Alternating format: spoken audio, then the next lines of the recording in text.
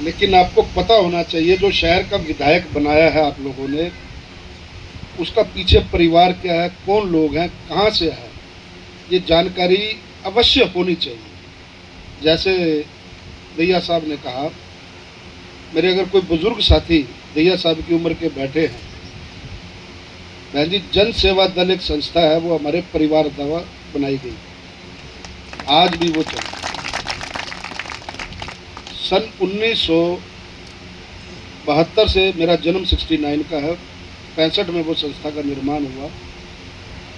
और मेरे परिवार के मेरे चाचा जी, दोनों चाचा जी, लावारिस लाशों का अंतिम संस्कार अकेले रेडी पर चला करके, रेलवे स्टेशन से कोई संदेश आ जाता था, बस स्टैंड से संदेश आ जाता था, तो वो अर्जुन गेट में उनका संस्कार करके और अस्थियाँ हरिद्वार में विसर्जित करके आते थे। सिविल अस्पताल में आज तक दूध और ब्रेड की सुबह शाम, सुबह भी और शाम को भी, वो सेवा का भाव, वो लिगेसी आगे चलती आ रही है। उन्हीं का प्रताप है, आप लोगों का प्रताप है। बलदेव राज आनंद जी, अगर पुराने लोग यहाँ बैठे हैं, वो एक बच्चे को बचाते हुए, उनकी डेथ हो गई थी उस समय 1977-78 के अंदर। सिविल अस्पताल चौक से लेकर के और शमशान घाट तक पैर रखने की जगह नहीं थी। उस समय बताया जाता है, हम छोटे थे, कि 1 लाख लोग उनके अंतिम संस्कार में शामिल हुए। आज तक करनाल के इतिहास में ऐसा है। तो ये वो आनंद परिवार है। और तेरा तुझको अर्पण क्या लागे, मेरा उसी भूमिका पर आगे चल रहा हूँ। जितने आपने गले में हार डाले हैं ना, ये बताया गया है, जितनी मालाएं आपने डाली हैं, इनके पीछे जिस माला जिस डंडे के ऊपर है, उतना ही बड़ा डंडा होता है।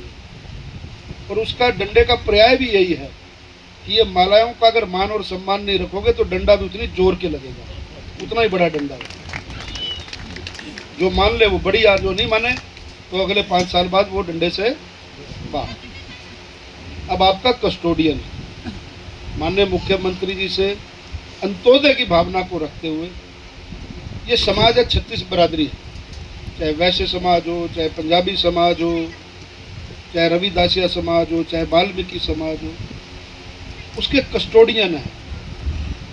जिस समाज को जब अंत्योदय की बात करते हैं, किसी पंक्ति में अंतिम में व्यक्ति जो खड़ा है, उसको कितनी ज़रूरत है, उसको भरपेट रोटी मिल रही है, नौकरी मिल रही है कि नहीं मिल रही, ये भाव दीनदयाल उपाध्याय जी के जो विचार हैं, उस विचार पर ये पार्टी चल रही है।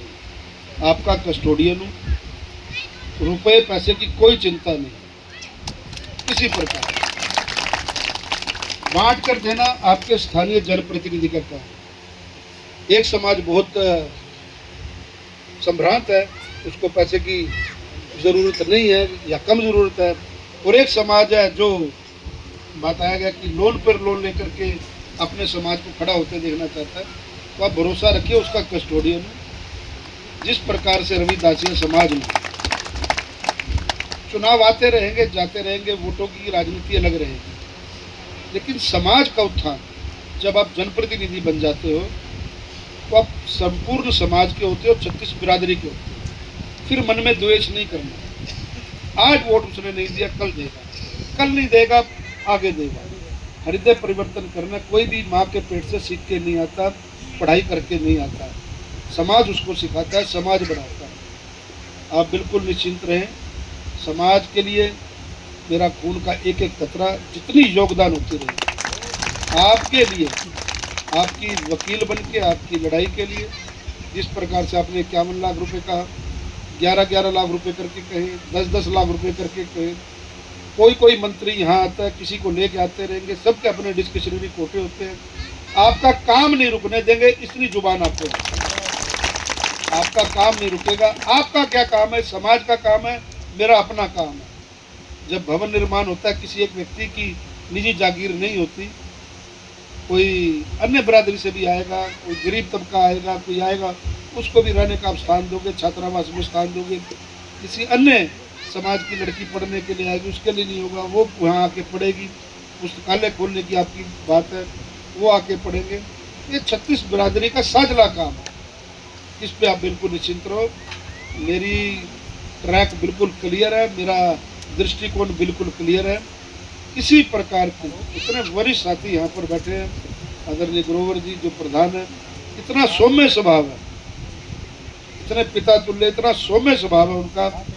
कई बार ये आए, ऑफिस में आए, गंगा जी आए साथ में, मतलब मुझे ऐसा महसूस ही नहीं हुआ कि मैं अपने पिताजी को खो चुका हूँ। कि वो कितनी जरा हाथ जोड़ करके नरमाई के साथ अपने बच्चों को संभाल रहे हैं। किस प्रकार से उनका भाव देख करके मन के अंदर एक भाव जगता है कि नहीं, ऐसे लोग जब समाज में हों, जो समाज की चिंता करते हों, संभाल रहे हों सबको। जोशी जी को हमने बड़े प्रेम के साथ पार्षद के लिए चुनाव में, बहुत वर्षों बाद इनका नंबर आया, बाबूजी के बड़े अति प्रिय हैं। 3 महीने पहले मेरे को उन्होंने बोल दिया कि अमृतलाल जोशी को मेरे को चुनाव लड़वाना है। 3 महीने तक और अच्छे वोटों से आप सब लोगों के सहयोग से वो जीते भी।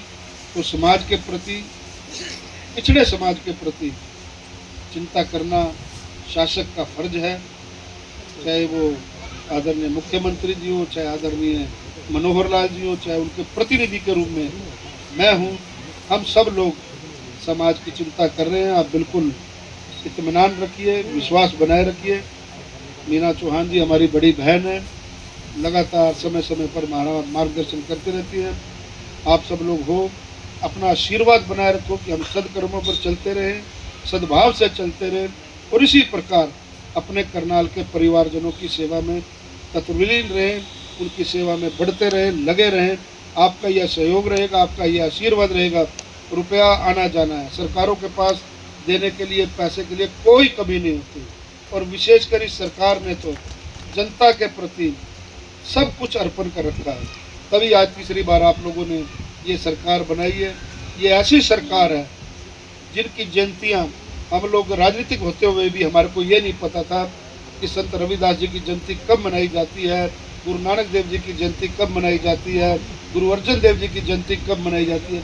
ये पहली बार इतिहास में आदरणीय मनोहर लाल जी ने प्रथा चलाई कि हरियाणा में सभी धर्म गुरुओं की जन्म जयंतियाँ मनाई जा रही हैं।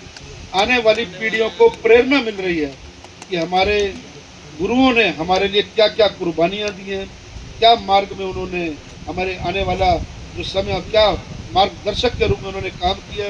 तो ये एक प्रेरणा का भाव है। जब हम कोई भी समाज हो, वो अगर अपनी संस्कृति को भूलता है, अपने धर्म गुरुओं की वाणी को भूलता है, जिन धर्म में आप पैदा हुए उनको भूलता है, वो समाज ने आज तक इतिहास उठा करके देख लो कभी तरक्की नहीं की है।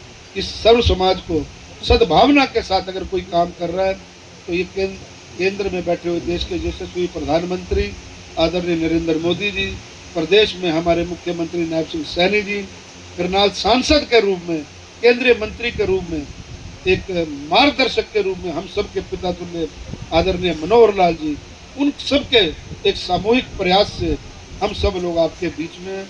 आप बिल्कुल निश्चिंत रहिए, आपको किसी भी प्रकार की कोई कमी इस भवन निर्माण में नहीं आने दी जाएगी। पुनः आप सब लोगों ने बुला करके जो मान और सम्मान दिया, जो एक इज्जत की आपने मेरे सिर पे पगड़ी रखी, उसके सम्मान में मैं कोई कमी नहीं आने दूंगा। जय हिंद, जय भारत।